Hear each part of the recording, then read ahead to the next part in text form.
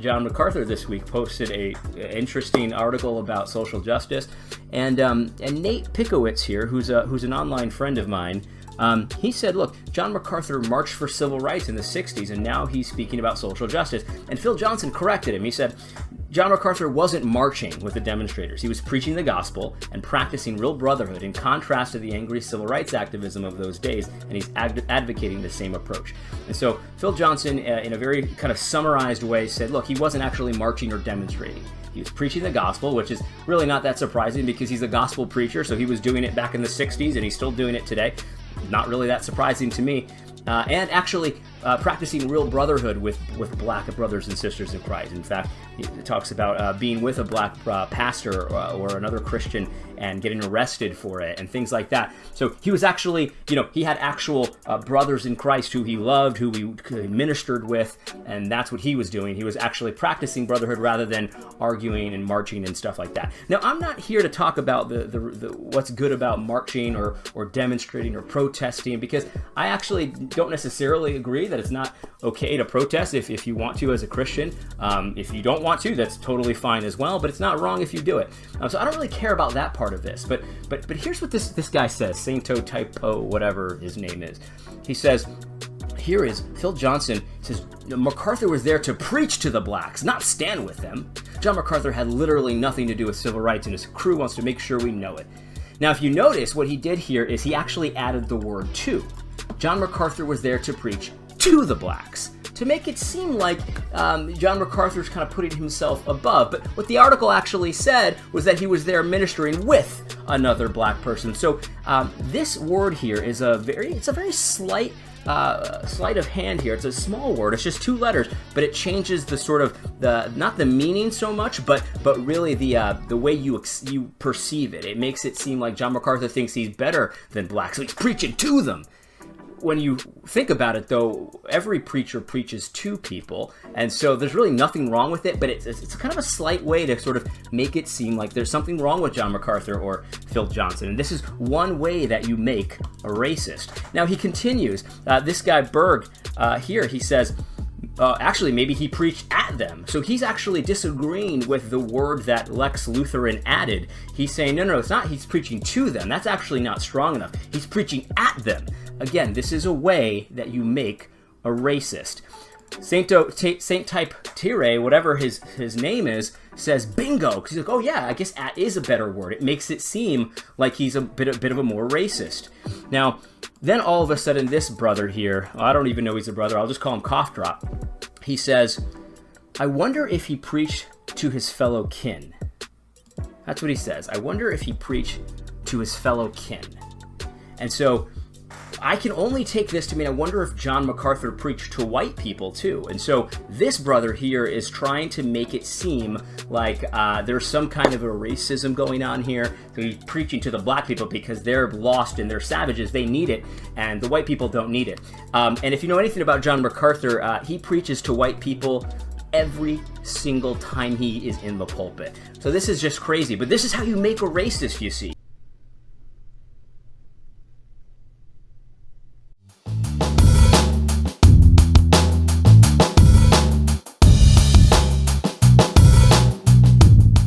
John MacArthur issued a entry into his blog series he calls Social Injustice and the Gospel. So in that article he makes some statements about how he's afraid that the social justice movement is it's one of the most dangerous, or actually is the most dangerous opponent of the gospel today. Basically, I'm paraphrasing that part, but a little further ahead, or previously in that post, he talks about how he shares a story that he does often when I hear him talk about race, how he was involved in civil rights movement. He usually talks about how he went around preaching with other black preachers in the South.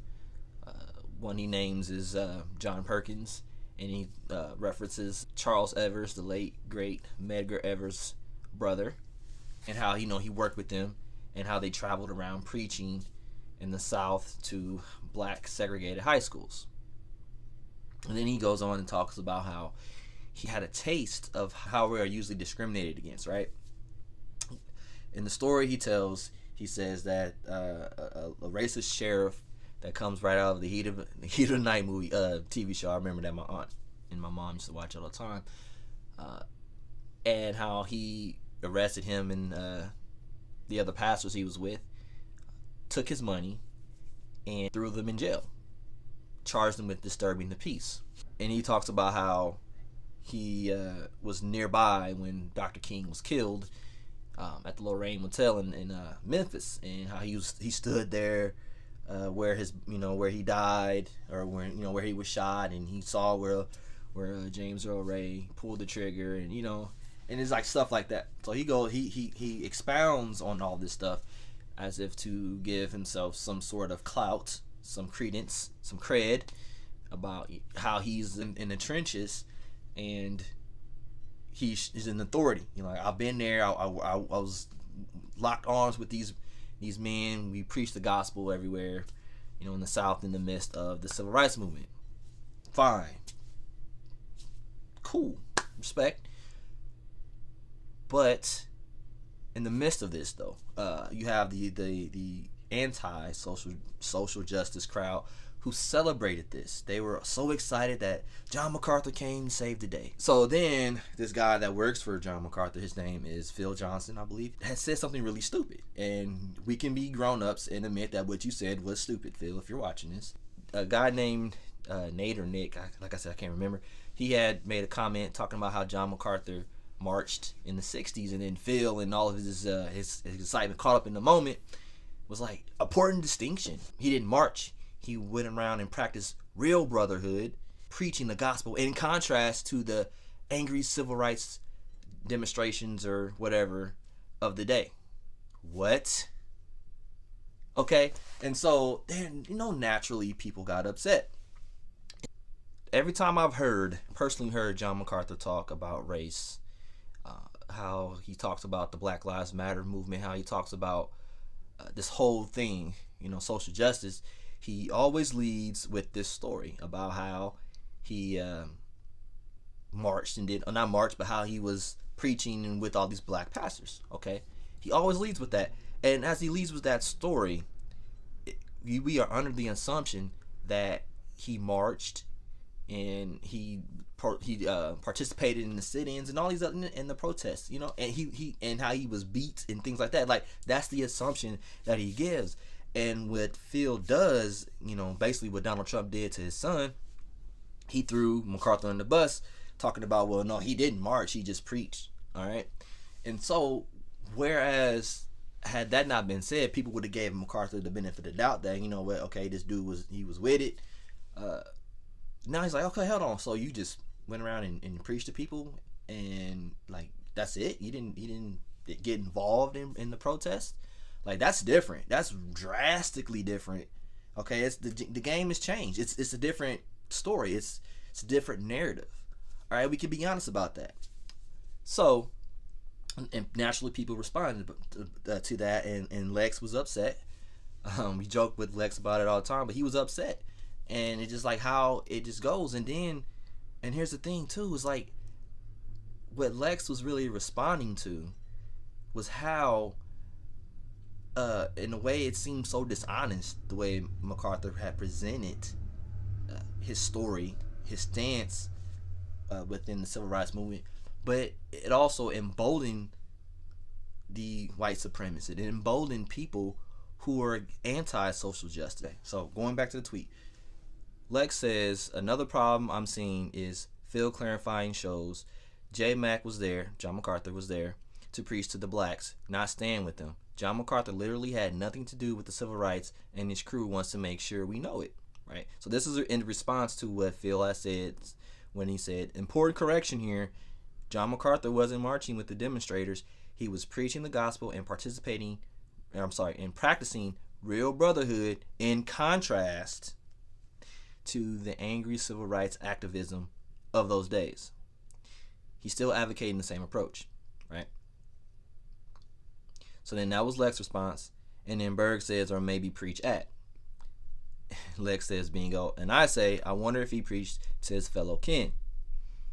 And then Lex says, you forgot honest, right? So let's talk about this. Like I said earlier when I talked about how it seemed sort of dishonest of MacArthur to lead his discussions on race with the story about how he preached, and it leads people to assume that, okay, so he was with these brothers, and so he must have protested, he must have marched, whatever. But then Phil says that no, he didn't, right? And so Lex was responding to that, and then my response was, I wonder if he preached to his fellow kin, which is a legit question, because, and this is why I asked it wasn't because I was trying to make John MacArthur out to be a racist.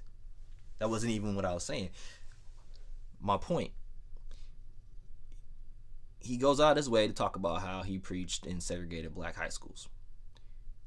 I have honestly never heard him say that I had preached to other neighborhoods, or I had preached to racist white people who were enforcing these horrible conditions to accept the gospel. I've never heard that. He may have said it, but I have never heard him say that whenever he talks about race. So then my question was valid. Like, does he talk about that to them? Did he talk about that to them? Maybe he should talk about that more. It wasn't that I was saying, well, it was a racist thing that these black people are savages and John MacArthur got to come and save the day. What AD has done is the very same thing that he had accused us of doing. He had a whole video talking about making it racist, and he went out his way to call us racist, or no, slanderers. But he was doing that himself. He doesn't, like he said, he doesn't know me. He never, haven't had a conversation with me, but yet he knew what I was getting at. I used to love John MacArthur. I still love him as a person, but I mean in the sense that in my earlier days in the faith, my early 20s, I had got on this binge where I wanted to read more, and so I would go to the local Christian bookstore, and I would read, find a bunch of books, and he was one of the people that I was drawn to. I have no idea why. I just saw one of his books and I just read it, and I loved what was in it. I loved what he taught. He taught me a lot. Matter of fact, like, I got props here. I have a bunch of books that I bought of his over the years. Think biblically. The Truth War. The Murder of Jesus. The Jesus You Can't Ignore. Hard to Believe About the Murder of Jesus. Came out around the time of the Passion, I believe. The Gospel According to Jesus. The Gospel According to the Apostles. Fool's Gold. I really like this book. Anxious for Nothing. A Tale of Two Sons. And then I also have 12 Angry Men. 12 Ordinary Men and 12 Extraordinary Women. I have those two somewhere put up. But needless to say that I was a big MacArthur fan. I actually wanted to go to his college, the Master's Seminary and College in Santa Clarita, California. I wanted to go there and enroll because I admired it. I wanted to buy his whole collection on preaching because I admired John MacArthur. Things have changed though. Like, I don't agree 100% with everything he said or what he taught. You'd be crazy to agree 100% with someone else. To be honest with you, there's some things I'm like, man, Jesus. But he's Jesus and he's always right. But there's some things I'm like, man, I don't know. But I ultimately will do it. Anyway. So yeah, like, it was to that point, but as I gotten older and matured more in my faith, he wasn't the only person that I read. Like, my favorite person, C.S. Lewis. But it's just like certain views we had are just like, he taught me a lot, but we just have to grow apart on this. And I don't hate the man. I don't think ill of him. The certain stances that he takes towards, like, this race issue does bother me. And it created a chasm there. And like I said, I don't necessarily believe that he is racist. I believe he is out of touch. I believe he misunderstands and misses the mark on this, and that happens. We're humans. We're infallible. I'm sorry, we're fallible. We're fallible. We're fallible beings. We're going to miss some things. We're not going to be 100% on the nose. We're not going to be 100% right on everything. So, my appeal. This video is long enough, but here's my appeal. I truly believe that at some point, the shouting, the name calling, the cultural Marxists, social justice warriors, all that stuff is ridiculous. At some point, someone has to be mature. Someone has to truly exhibit the love of Christ and say, hey, you know what? Can we talk like adults and come to a solution on this matter? And we will go far. Francis Chan said in one of his videos how one of the greatest indictments he had was when a former gang member had came to his church, and he was excited, but then he noticed that the guy slowly stopped coming, and he saw the guy one time, and he asked him why he stopped coming. He said, well, because I felt more like I was in the family in my gang than I did at the church. And that's the thing, we can be so uninviting. Well, we want to talk about preaching the gospel. Preach the gospel with this, with how you live. And once we can come together, we can merge, preach the gospel, live the gospel. That's all we're saying. This side here is saying, live it. This other side over here saying, preach it. Once you merge the two, we'll be unstoppable. But we can't see the simplicity of that. One side just wants to preach. And that's overgeneralization. But that's the idea. That's the kind of what I get from them. It's always just preach it. Live it. Preach it. Live it. Do both. Anyway, that's it for this video. Thanks for watching. Sorry for it being as long as it was. I usually don't make really long videos, but anyway, thank you for watching. If you're new, please subscribe, and God bless.